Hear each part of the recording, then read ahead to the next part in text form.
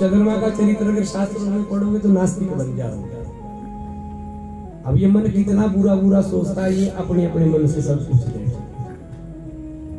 ये मन कितना बुरा सोच लेता है, कितना निकृष्ट बातें सोच लेता है ये मन। ऐसे ही चंद्रमा का भी स्वरूप शास्त्रों में वर्णन है। बोले तेरा कार्य बढ़िया। भगवान कहने लगे मैं मर्यादा पुरुषोत्तम के रूप में हूं, 1 महीना हो गया था दर्शन नहीं। अगले अवतार में सब दुनिया सोई जाएगी, केवल तू मेरा दर्शन करेगा। तो कृष्णावतार जब लेकर के भगवान सब सोए हुए थे, केवल एक चंद्रमा था जिसने भगवान का दर्शन किया। अपने नाम के साथ राम ने चंद्र जोड़ा है, लेकिन कृष्ण ने भी चंद्रवंश में है।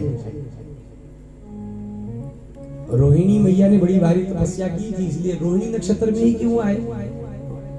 इतनी तपस्या करी थी रोहिणी ने, उसकी तपस्या पर रोहिणी को बुरा न लग जाए कि मेरे गर्भ में नहीं आए, इसलिए नक्षत्र रोहिणी चुना था भगवान। सबके ऊपर कृपा है, नक्षत्रों के ऊपर, करणों के ऊपर, सबके ऊपर कृपा इस कृष्ण ने कर रखी है। ऐसा कोई तत्व नहीं है नारायण में चूक जाऊं शायद बोलते बोलते लीला कोई बचा नहीं इससे कृष्ण से, जिसके जहां तक ये पहुंचा ना। मन को पवित्र किया भगवान ने, एक मन पवित्र हुआ तो सब मन पवित्र हो गए। जब तक मन पवित्र नहीं होता है तब तक शरीर की अपवित्रता भी नहीं जाती है। पहले मन में धारणा करनी पड़ती है, तब भगवान ने पूतना को बाद में समाप्त किया है। दूसरी लीला, तीसरी लीला भगवान की, सूर्य का दर्शन किया, सूर्य को पवित्र किया, एक आत्मा पवित्र, सब पवित्र हो गई गृहस्थी। अब भगवान कुछ बड़े होने लगे, मैया अपनी तरफ आकर्षण करने के लिए खिलौना दिखाती है भगवान। ले ले लाला लाला, देखते देखते 3 महीने के भगवान होने को आए। जन्म नक्षत्र तीसरी बार लौट करके आया, एक माला पूरी हुई परीक्षित। और ऐसा संयोग जुड़ा कि जिस दिन जन्म नक्षत्र आया ना तीसरे महीने का, उसी दिन भगवान ने करवट बस यशोदा ने देखा कि लाला ने करवट बदली और उत्सव मनाने लगा। सब हमको निमंत्रण। बोले किस चीज का निमंत्रण है भाई? बोले करवट बदलने का बुलवा है। मेरे लाला ने करवट बदल दी, उत्सव मनाओ। अब करवट बदलने का बुलवा हुआ और लाला को जो है बुलाया, सब आ गए घर में, सबके आने की तैयारियां हुई। अब जब सब घर में मेहमान ज्यादा भर गए तो कमरे तो सारे भर गए अतिथियों से। मेरे लाला को नींद आ रही है, कहीं ऐसा ना हो इसकी नींद भंग हो जाए। भैया ने दूध पिलाया, दूध पिला करके लाला को पलना में सुलाया। लोरी गाती है मैया यशोदा, भगवान को सुलाती है। ऐसी लोरी गाई भगवान के लिए कि भगवान को निद्रा आने लगी। बोली बाल कृष्ण भगवान की, छगन मगन मेरे लाल को आजार निंदिया, छगन मगन मेरे लाल को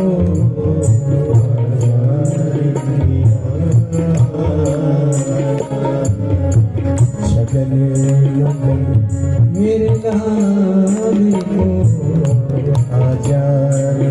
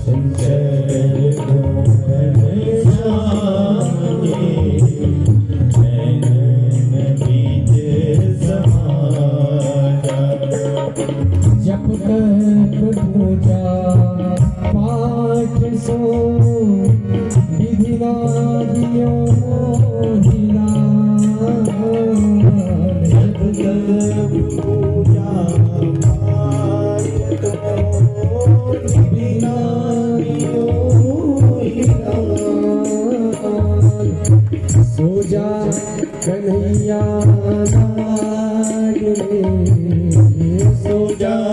कन्हैया लाडले मैया बजाए कैसे सुनाए लाल को धीरे धीरे लोरी गाज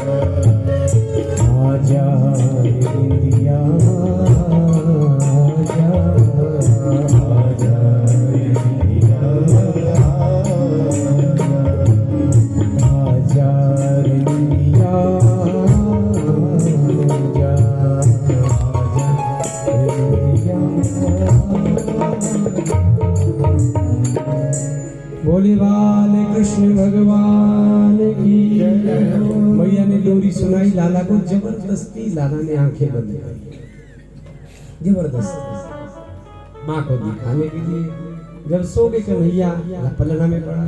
अब मेहमान घर में आने लगे परीक्षित जैसे ही घर में गोपियां आई तो गोपियां आई तो सबसे पहले मैया को कौन देखे सब लाला को ही देखने के लिए आती है सब भी देखेंगे उसको।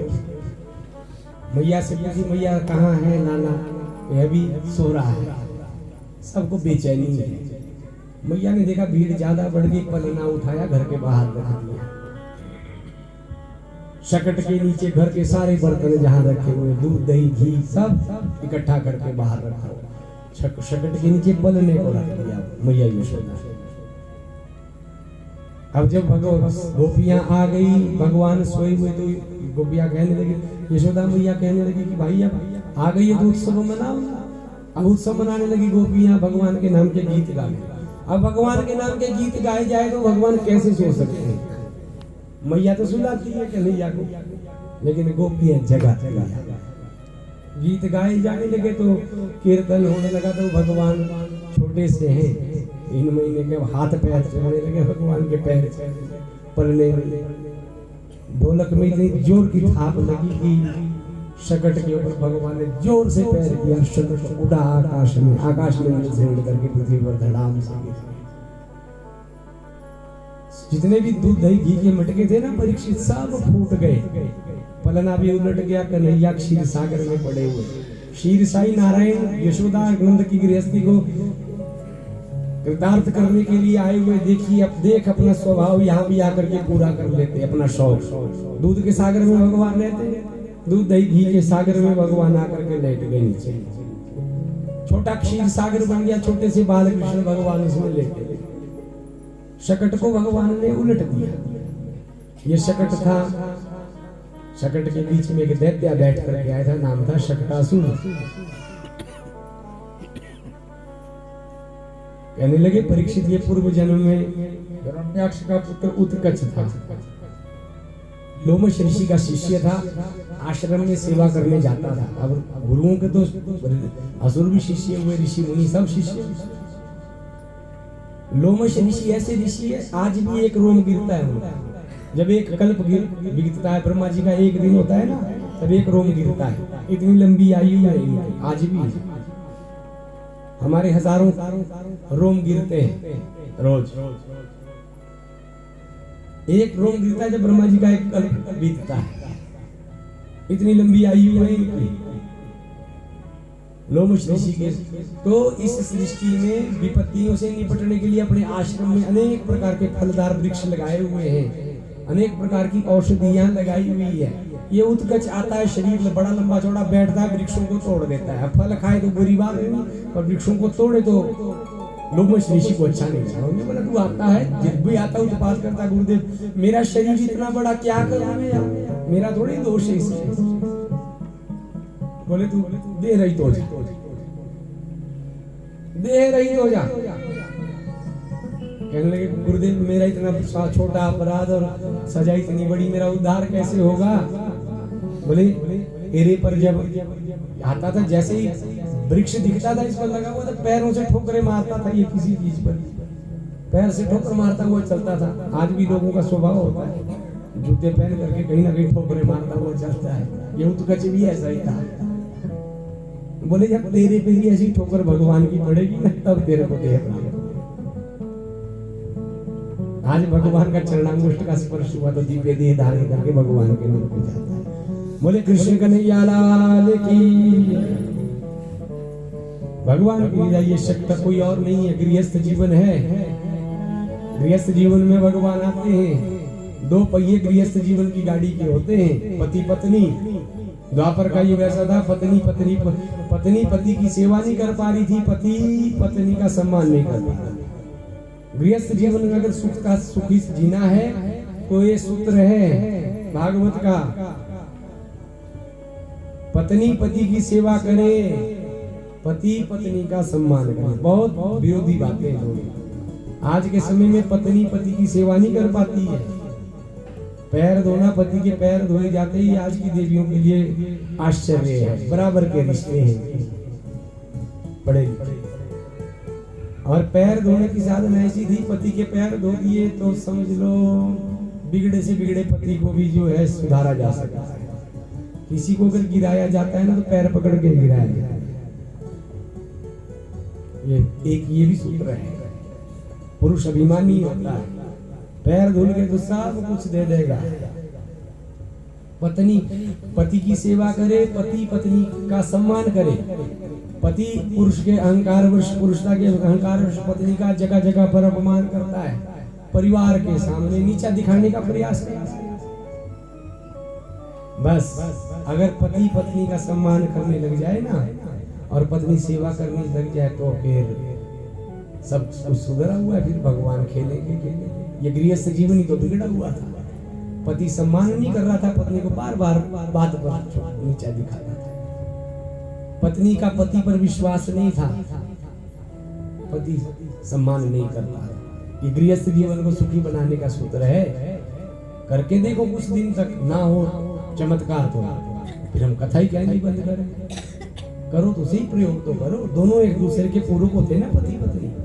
सब गृहस्थ जीवन को भगवान ने एक जगह ठीक किया तो सब गृहस्थियां ठीक हो।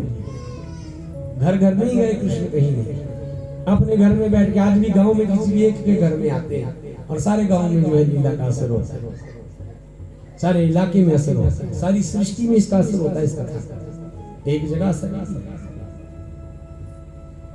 भगवान के छठे महीने की लीला का वर्णन किया।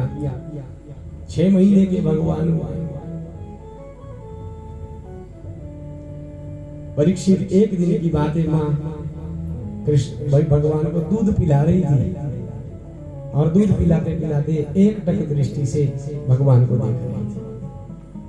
सबसे ज्यादा खराब नजर किसकी है इस सृष्टि में? बहुत ध्यान से कथा सुनना। सबसे खराब नजर अगर किसी, सबसे खराब कोई सोचता है ना, कोई अगर अपने बच्चे के बारे में, तो माँ सोचती है। बुरा लगेगा माँ का। और सोचना कभी बाइक लेके हो गिरा के आ जाएगा, लोग हवाई जहाज उड़ा रहे, तुम्हारा बेटा बाइक नहीं चला पाएगा। सबसे बुरा माँ सोचती है अपने बच्चे के लिए। इसलिए माताओं को भी अपने बच्चे के बारे में बुरा नहीं सोचना चाहिए अगर अपने बच्चे को उन्नति के मार्ग में ले जाना चाहिए। सबसे बुरी नजर माँ की होती है। माँ की नजर लगी, भार बढ़ा दिया भगवान ने अपना लीला में। अष्ट सिद्धियों को लेकर के आए हुए भगवान प्रयोग कर रहे हैं। भगवान सबसे पहली सिद्धि है गरिमा सिद्धि का प्रयोग किया है, भारी होना। माँ को किसी को अपना बच्चा भारी नहीं लगता है। जब माँ को बच्चा भारी लगने लग जाए तो समझ लेना नजर लग गई। फिर नजर उतारनी पड़ती है। कैसे उतारनी हो बता दिया हुआ। गौशाला में ले जाके गाय पालनी पड़ेगी, नारायण नाम बोल के झाड़ा देना पड़ेगा, पंचगव्य बना करके पिलाना पड़ेगा। आसुरी तत्व पास में नहीं है। ये ब्रह्मास्त्र है।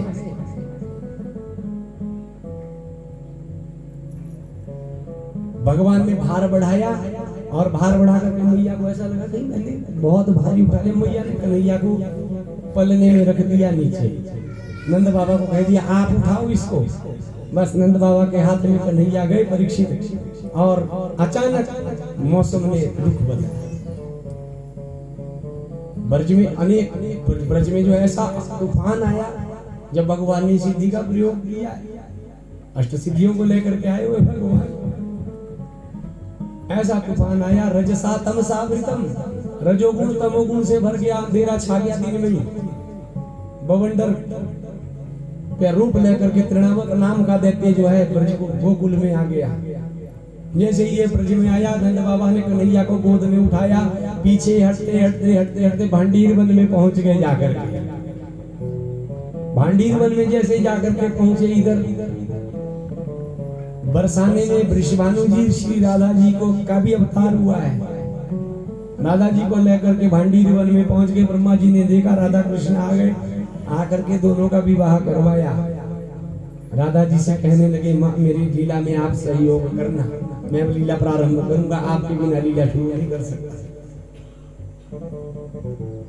लोग भेजते हैं राधा जी तो प्रेमिका है भगवान, पता नहीं क्या क्या लिख के भेजते हैं आज के समय। गर्ग संहिता का ये वर्णन है। भगवान कृष्ण आत्मा तु राधिका तस्या रमयन सुहृदो गुणै।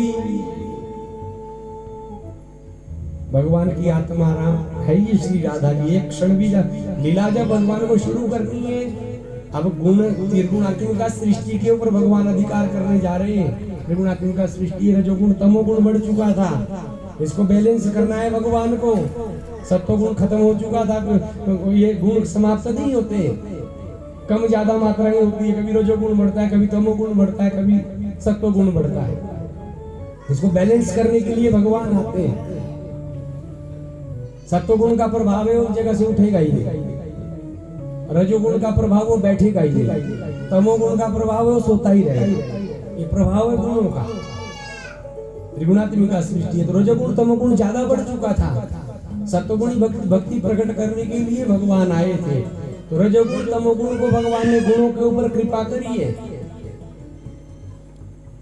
विवाह हुआ भगवान का आकर के, और भगवान जो है वापस लौट करके जब नंद बाबा की आए तो तृणावर्त ने बाबा ने कन्हैया को जो है पलना में रख दिया। पलने को ऐसा चक्रवात का रूप लेकर के आया ये तृणावर्त, भगवान को घुमा करके आकाश मंडल में लेकर के गया। आकाश मंडल में लेकर के गया। भगवान लीला में देखते ये ललिता का घर, ये विशाखा का घर, ये चित्रलेखा का घर, ये बरसाना दिखाई गई राधा जी का घर। राधा श्रृंगार करके बैठी हुई थी, विवाह तो अभी हुआ। बस अब इससे बाहर नहीं हमको जाना है। भगवान रुक गए। पहले तो भगवान हल्के बने, अणु रणीयान महतो महीयान, अणु के समान हल्के हो गए भगवान। तृणावर्त उठा करके ले गए आकाश मंडल में। आज के वैज्ञानिक कहते हैं कि ओजोन परत फट गई है महाराज प्रदूषण के कारण, वायु प्रदूषण के कारण। तो इसको भी भगवान स्वयं दूर करते। भगवान के ओजोन परत को ठीक किया उंगली से जाकर, अंतरिक्ष तक भगवान गए। ये सब भगवान के अपने घर को ठीक कर रहे हैं भगवान इस सृष्टि को जी। आज भगवान ने जब ये ओजोन परत को ठीक कर दिया तब लीला में तो अब ये तृणावर्त सोचता कि मैं कहीं नंद बाबा के आंगन की शिला को उठा करके तो नहीं लाया, कहीं नीलगिरी की शिला तो नहीं लाया। भगवान कहने लगे मेरे भक्त पत्थर में भी मुझे देखते और तू कैसा मूर्ख है, मेरे में जो मेरे को पत्थर समझता है। जिसकी जिसमें गति होती वही भगवान नीलगिरी शिला पर ही पटक दिया भगवान। इसका भी उद्धार किया, दिव्य रूप धारण किया, ये भी गोलोक धाम हो जाता है। बोले कृष्ण कन्हैया लाल की। सुखदेव जी कहने परीक्षित ये भी पूर्व जन्म का एक राजा है, पांडु देश का राजा सहस्राक्ष है। पांडु देश का राजा सहस्राक्ष है। अनेक रानियां थी इसकी। सनातन का नियम है कि समय समय पर जीव को अपने धर्म का पालन करते हुए तीर्थों का भी सेवन करना चाहिए। किसी समय में अपनी रानियों को लेकर के सहस्राक्ष नर्मदा सागर के तट पर गया, नर्मदा जी में स्नान करने के लिए, जहां पर भगवान शिव के पार्थिव शिवलिंग प्रकट होते हैं। नर्मदेश्वर शिवलिंग जहां निकलते वहां गया स्नान करने के लिए। रानियों के साथ स्नान कर रहा था। तीर्थ में स्नान करने की भी मर्यादाएं हैं। अमर्यादित होकर के स्नान किया।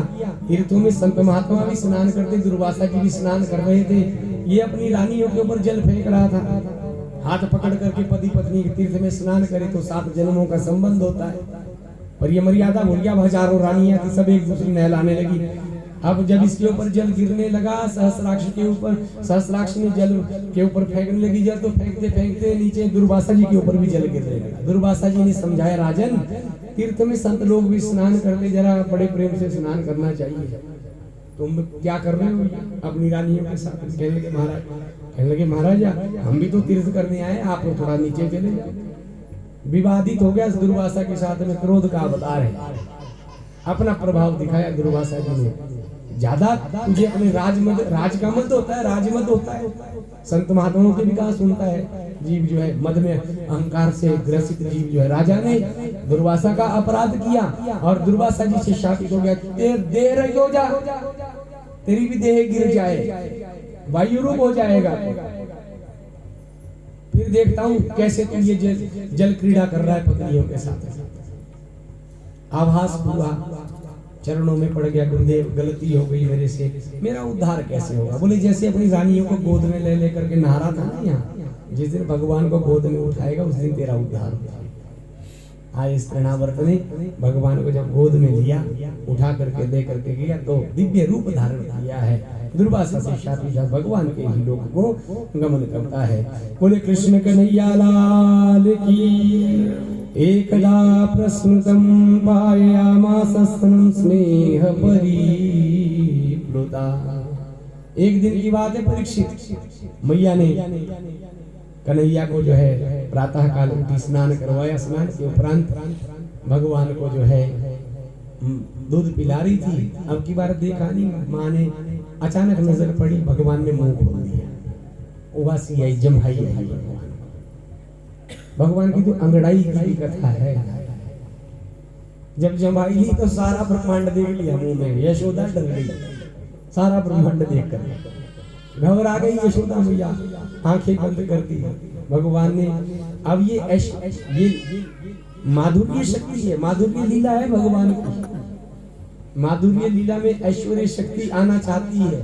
भगवान ने विचार किया ऐश्वर्य शक्ति माधुर्य लीला में आ जाएगी तो लीला बिगड़ जाएगी। त्रिविध लीला भगवान ने की है।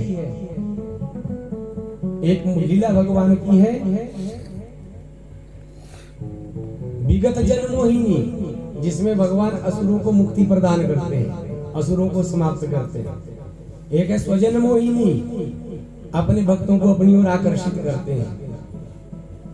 एक लीला है भगवान की स्वमोहिनी, जिसमें भगवान अपने को ही देख करके मोह में पड़ जाते हैं। अपनी लीला को देख करके मोह में पड़ जाते हैं। भगवान थोड़े बड़े हुए, नामकरण अभी तक भगवान का नहीं हुआ। विचार कर रही थी यशोदा मैया की भगवान का नामकरण का। अब भगवान मैया मैया कहने लगे, मैया मैया कहने लगे, साल साल के होने लगे। तो तेरी बादशाह से भगवान जो है, इधर वसुदेव जी को भी चिंता हुई। परीक्षित वसुदेव जी ने गर्गाचार्य जी को बुलाया, मेरे बच्चों का नामकरण संस्कार करके आओ। दो बच्चे हैं मेरे गोकुल में, आप नाम करण करके आओ। वसुदेव जी के कहने पर गर्गाचार्य जी आए नामकरण संस्कार के लिए। नंद बाबा ने स्वागत सत्कार किया। कहने लगे पुरोहित जी आप आए हो, तो लगे आप मेरे बच्चे का भी नामकरण संस्कार कर दो। अगर आप कहते, गर्ग जी कहने लगे मैं जो है यदुवंशियों का कुलगुरु हूं, यादवों का कुलगुरु, आपके तो कुलगुरु शांडिल्य मुनि। तो एक बात है, तुम ही ब्रह्म विदाम श्रेष्ठ संस्कारान कर्तुमर्हसि बालयोरनयोर्वेणाम जन्मना ब्राह्मणो गुरु। आप ब्राह्मण हैं और ब्राह्मण गुरु होता है। शांडिल्य मुनि पता नहीं कब आएंगे, इसलिए आप मेरे बच्चे का भी नामकरण संस्कार करो। मेरे का भी नामकरण संस्कार को, यशोदा मैया को भी कहा नामकरण संस्कार करने के लिए। अब उत्सव नहीं मनाऊंगी, क्यों?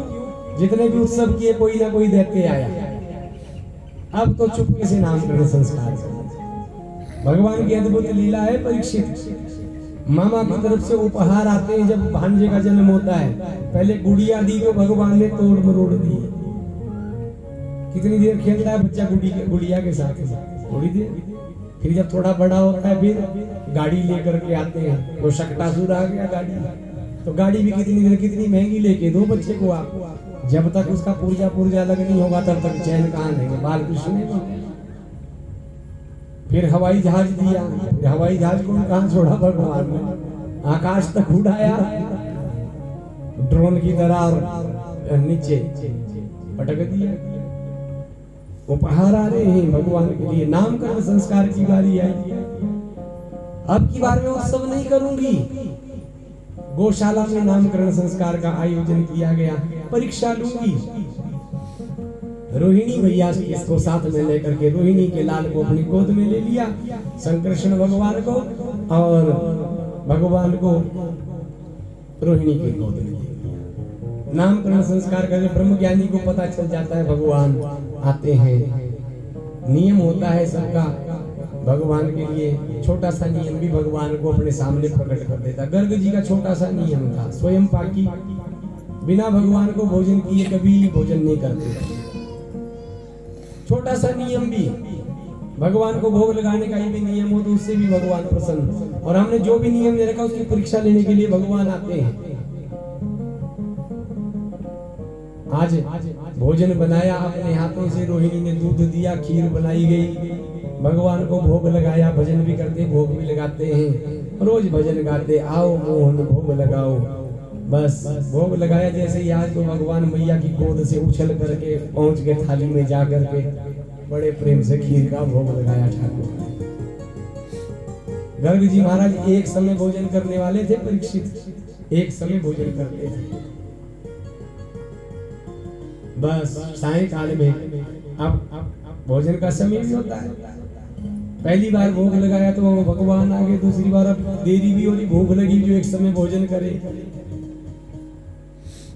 आंखें खोल करके क्या देखते हैं कि सामने भगवान है। संभालो अपने बच्चों को, संभाल नहीं सकते, क्रोध में भर गए। यशोदा को कह दिया, यशोदा मैया माफी मांगती है, पुरोहित जी गलती हो गई। रोहिणी कहने लगी ब्रह्म ज्ञानी है हमारे, बड़े विद्वान है हमारे पुरोहित जी। बोले हाँ देख लिया, मैं हमारे यहाँ दूध की कोई कमी नहीं, आप दोबारा खीर बना लो। दोबारा खीर बनाई। गर्गाचार्य जी ने पवित्रता से रसोई बनाते थे। पहले चौका लगाया, अब जब भूख लगी हुई तो कहाँ चौके का ध्यान हो। पहले भूख लगी हुई थी तो चौका भी लगा हुआ था, सुंदर गोबर से लीप दिया। अब जब भूख जोर से लगी हुई तो अब क्या करें? बोले केवल शुद्धि करो, अपवित्र पवित्रो वा सर्वावस्थांग तो विवाह, जल लिया, जल का छींटा दिया, बस हो गया। खीर चढ़ाई, भगवान का भजन करने लगे, भोग लगाने की बारी आई, गरम गरम खीर। अब बाल स्वरूप की आराधना, जितना सरलीकरण भागवत में भगवान का हुआ, इतना सरलीकरण और ग्रंथों में नहीं हुआ है। ऐसा भगवान का मिलेगा भी, अभी थप्पड़ मारो, दूर चला जाए, थोड़ा सा खाने पीने की कोई चीज दिखाओ, गोद में आने के लिए मचल जाए। इतना सरलीकरण किसी पुराण में, किसी शास्त्र में नहीं, किसी धर्म में नहीं हुआ है जितना सरलीकरण हमारे सनातन में भागवत में भगवान का किया है। इतना सरल भगवान, दौड़ करके भगवान ने जैसे अब कैसा मचलता है, खाने पीने के लिए भोग लगाया गरम गरम खीर का। भगवान को भोग लगाते तुलसी पत्र भी पधराना है, भगवान को धूप भी लगाना है, घंटी भी बजानी है, ये विधि है भगवान को भोग लगाने की। पर्दे में भगवान भोजन करते हैं। अब पर्दा ना हो तो आंखों को बंद कर लो, आंखों का पर्दा ही बंद कर लो, ये भी पर्दा लगाना है। गर्गाचार्य जी ने भोग लगाया, अब शुद्ध धूप लगाओ तब भगवान आते। धूप में कहाँ शुद्धता है? हम लोग पता नहीं क्या जला रहे, गले में बैठ जाए तो आवाज ही ना निकले। शुद्ध धूप होता था हमारे आग का अंगारा लो, उसमें घी थोड़ा सा गाय का हो, वो सबसे शुद्ध धूप माना जाता है भगवान के देवता। गर्ग जी महाराज ने भी ऐसे वो धूप लगाया, भगवान को भोग लगाया, घंटी बजाई, घंटी बजा करके भगवान यशोदा की गोद से उछल करके पहुंच गए। जैसे पहुंच रहे थे, अभी खाया नहीं भगवान ने, उतने में यशोदा ने हाथ हटा दिया। जानती है मेरे लाला का हाथ जल जाएगा, हाथ नहीं चल उठाया, और जैसे ही हाथ स्पर्श भगवान के साथ में हुआ तो उछल गए। गर्गाचार्य ब्रह्म का स्पर्श हुआ है भगवान का, उछल गए ऊपर को, जा देखने लगे भगवान, और क्रोध में भरे हुए अपने बच्चों को संभाल नहीं सकती, फिर जूठा कर दिया।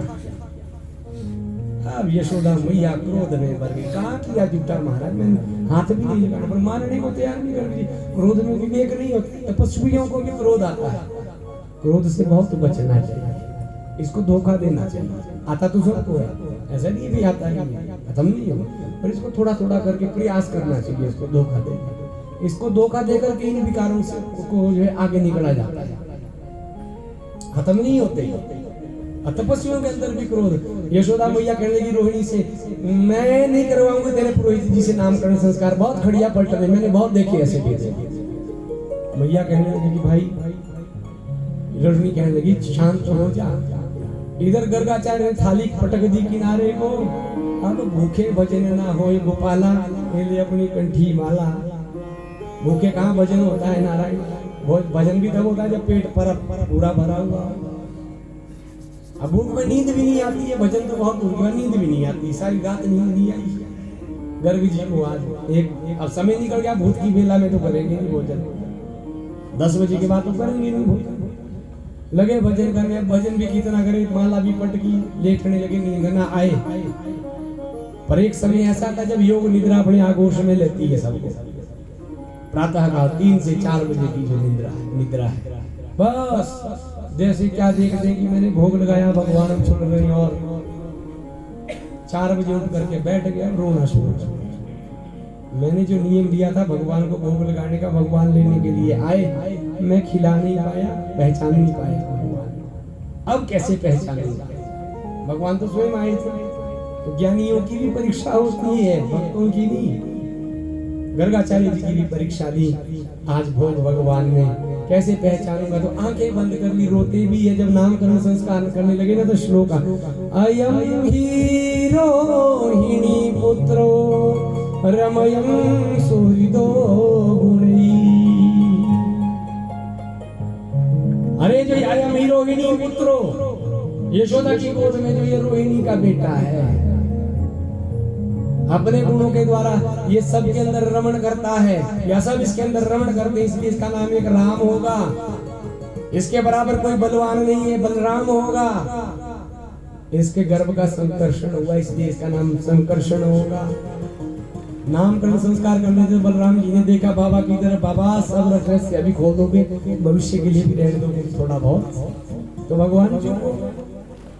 अब आई भगवान के नाम करने की बारी, कहने लगी तेरे यहाँ तो साक्षात नारायण नारायण नारायण समूह नहीं प्रागयम वसुदेव से, ये पहले वसुदेव के यहाँ भगवान जो प्रागयम वसुदेव, ये बताओ कि कोई ये मेरे को अलमारी में बंद कर देंगे सबके सब। मैं माधुर्य लीला का मौज लेने के लिए आया हूँ, बस भगवान के कहने पर कहने लगे इस सबको अपनी तरफ आकर्षित करेगा, इसलिए इसका नाम कृष्ण होगा।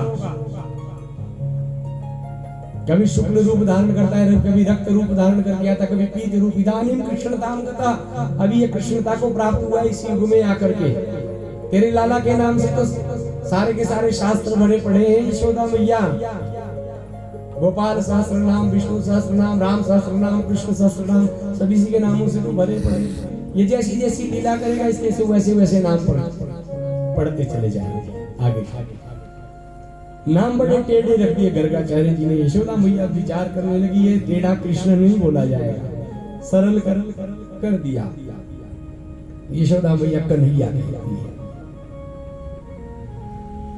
कन्हैया कहती है यशोदा मैया। बलराम जी को बलराम नाम रखा, बलराम तो सरल है, कृष्ण टेढ़ा इसलिए कन्हैया नाम रखा। कन्हैया बोलती है, भगवान पढ़ने लगे, घुटुवन चलने लगे, सबको अपनी ओर आकर्षित करने लगे। परीक्षित कुछ बड़े भगवान हुए, अपने पैरों पर भी भगवान चलने लगे। भगवान की जो है पैंजनियां बजने लगती है, भगवान जो है मैया मैया कहना शुरू कर देते हैं। मैया मैया कह करके एक दिन की कथा है, अपनी ही लीला से भगवान मोह में पड़ जाते हैं। यशोदा मैया का भवन इतना सुंदर है, मणि स्तंभों से बना हुआ है। माखन किसी दिन निकाला मटके से, तो मणि स्तंभ में अपने कोई देख लिया मक्खन निकालते हुए, खाने को तैयार हुए। भगवान तो मणि में अपने ही रूप देख करके मुंह में पड़ गए कि दूसरा चोर कौन आ गया। आंखें दिखाते हैं वो भी आंखें, चुपके से भगवान ने अंदर ही रख दी, मक्खन खाया ही। मैया देख रही थी ये सब लीला की, अपना बच्चा खाएगा तो अच्छा है, नहीं खाया भगवान ने। मैया आ गई, कहने लगी कन्हैया क्या बात हुई, क्यों तूने मक्खन छोड़ दिया, क्यों चोरी करने लग गया घर में? मैया चोरी नहीं, हमारे घर में चोर आ गया है। बोले कौन? बोले मैं दिखाऊं। मैं जब इसको कहता हूँ कि भाई चोरी करना अच्छी बात नहीं, तो ये मेरे को ही समझाता है कि अच्छी बात नहीं है। मैं इसको गुस्सा दिखाता हूँ, मेरे को आंखें दिखाती, मैं कहता हूँ निकल बाहर, मेरे को बाहर निकाल। आई दर्पण में जैसा देखो वैसे तो प्रतिक्रिया आएगी ना सामने से। भगवान अपने कोई देख करके, ये भगवान की स्वजन मोहिनी माया है। इस माया का दर्शन जो है सूरदास जी महाराज ने किया है। आइए हम लोग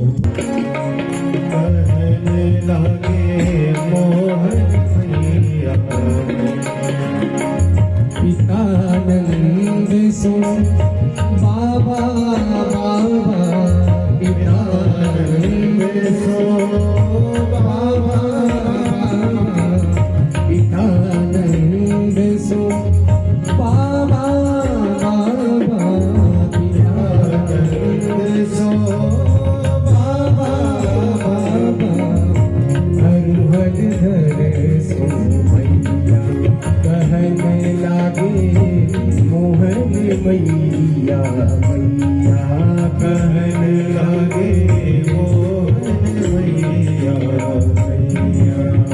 आप बोल दीजिएगा बड़े प्रेम से, जय हो।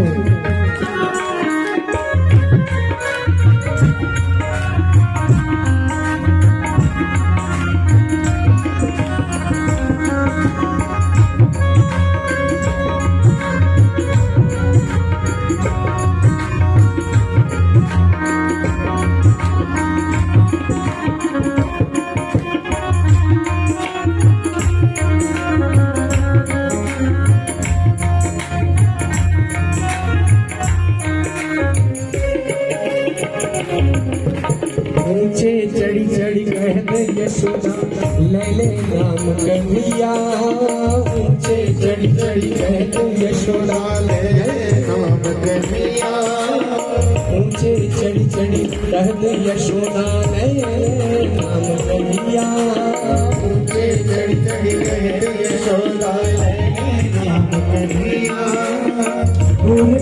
दिन जाऊं लाल रे मारेगी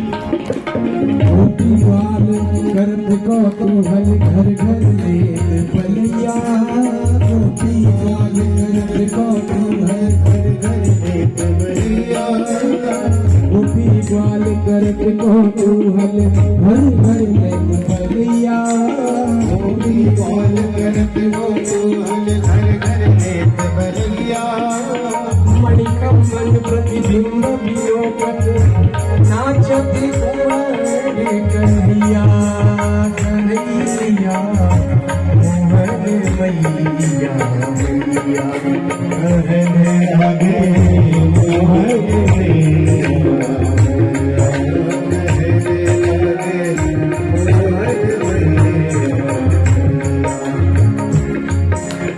नंद यशोदा जी के उड़ते यह छवि अनक न जैया नंद यशोदा जी के उड़ते यह छवि अनक कन्हैया नंद यशोदा जी के उड़ते यह छवि अनक न जैया यशोदा जी के उड़ते यह छवि अनक न जैया सूरदास प्रभु तुम्हारे दर्श करे चरण की भले भैया कन्हैया मोहन मैया मैया कहने लगे मोहन